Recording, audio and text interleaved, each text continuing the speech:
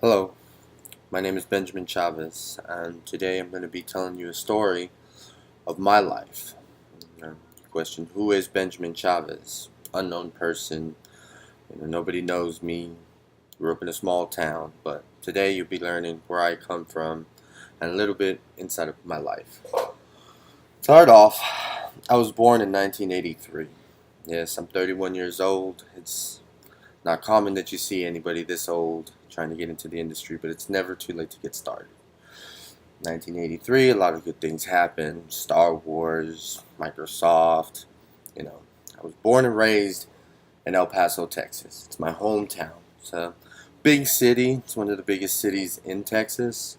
Not much to look at. Whole bunch of desert, border town.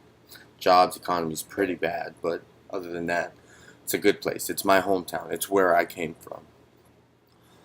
Grew up pretty much normal, had a family, but tragedy struck, and my brother was killed when I was very, very young. And after that, my father passed away 2 years after the cancer, and it was a horrible time in my life. My world just fell apart. I had no direction, had no reason to do anything, not motivated or nothing. Mom was struggling to keep a good household. So what did I do? I did the worst mistake of my life. And I was broken for a while. I did many bad things.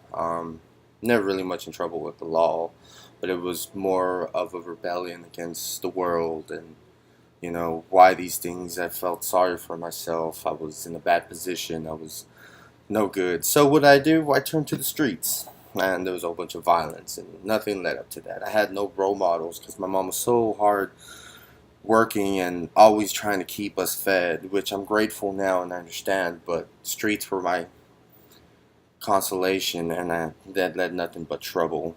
Just got me in the wrong path. So I cleared up my life and started a new leaf. I got kicked out of school at 16, got my GED, and went into business management. I was in college for a short period of time, and I finally, a year in, I figured, you know what, business is not for me. I don't want to be in the corporate world. So then I tried EMS. I have my EMT basic certification, nationally registered, but that's out of date now because it's been so long. But it was a fun time in my life. I made a difference. I was starting to feel a void, starting to have the family atmosphere, and have a good time. Then I had a baby, and I went into this nasty custody battle that was ugly. The mother of my child was all about money, and there was many problems, and the courts decided that it was in the best interest for my son to be with his mother, so I lost that. What happened?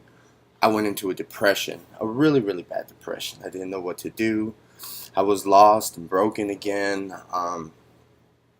I could just, I could have fell off the world, and I would have felt like nobody would have cared or mattered. But depression is really bad.